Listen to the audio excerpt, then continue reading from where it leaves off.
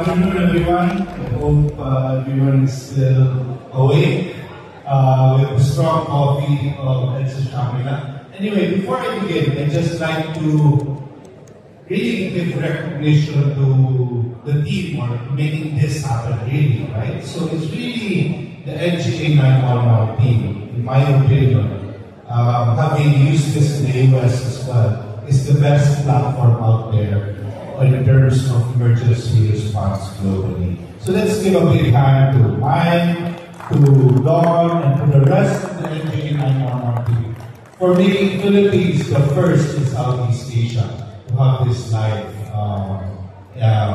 this solution live. So I'm going to be showing you some slides on what the role of PLDT provides in making this happen, to make sure that the network is resilient enough. So, but before I get to the network, it's really all about the people, right? It's really all about the responders. Next slide, please. So I just wanted to show people that actually go the extra mile and provide that malasakit service, because I wanted to showcase really, not because of how PLDT does the extra mile, but because to give recognition to our audience here, which is really the Philippine National Police, our rescue teams, our Bureau of Fire, and all the emergency agencies of the Philippine government. So, to be honest with you, you guys are really key in how all of this will happen. So, palakpakan natin po ang ating mga public servants. Thank you so much for your service.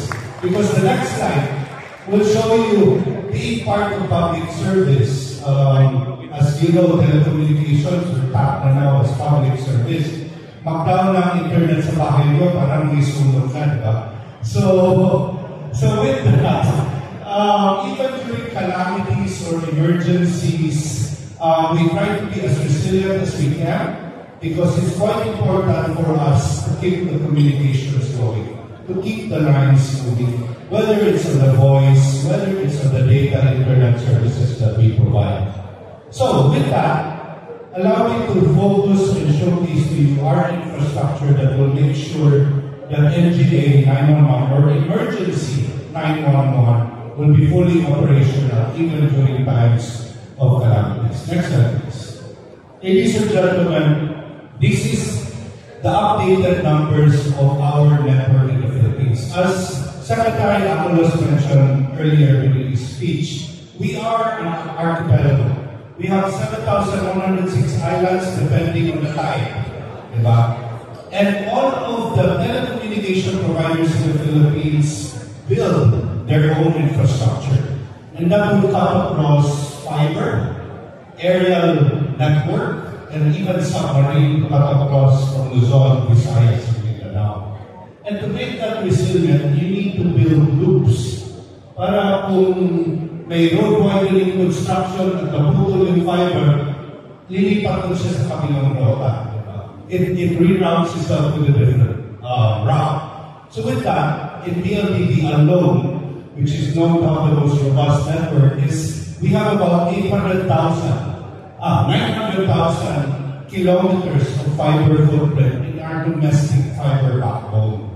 Yun po yun. And we added 11 loops. We new loops. And out of those 11, there's 3 subtrending loops to add a tertiary resiliency. Ganun po ang the way we operate the network to make sure yung communication lines, yung internet lines are always up and ready for service. Next slide, please. From a wireless perspective, because during emergencies, we might not be in a situation where you have a landline present.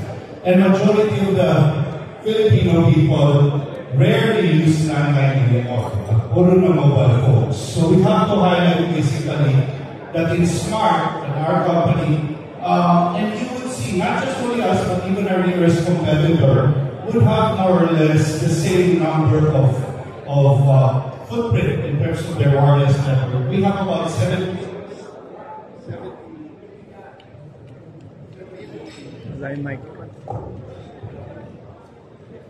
We have around 76,300 towers or base stations na tinatawag natin, even in the remote islands in the country. And out of that, more than half is actually running on LTE or 4G and 5G. And 4,800 5G base stations. With that, we continuously try to invest more on our infrastructure. Because right now, we cover only 97% of the total population. Population to you, that's where our Filipino families live across the country, right? Next slide, please. And we have to invest also and build our international submarine cables. Because if we just have a backbone in the Philippines, paano tayo makakabot ng internet when you're trying to access, for example, AWS Cloud or the Google emergency location services, right? So you need the submarine cables so that every request that you need, you can actually traverse globally and get the type of data you will need. So PLDT, if you see the small map here of the Philippines, ang liit po natin, this is how we interconnect to the rest of the world, right? Out of 15 submarine stations that land in the Philippines, we are operating 4 of that. And that's about a total capacity of 31.6 terabytes of capacity of data that we have with. Kasi what happens is when you access the internet or when you're calling long distance, for example, or using data voice or LTE over voice over LTE, I mean, to call relatives to the United States, all of that would pass through these submarine cables. The data that traverses across the world.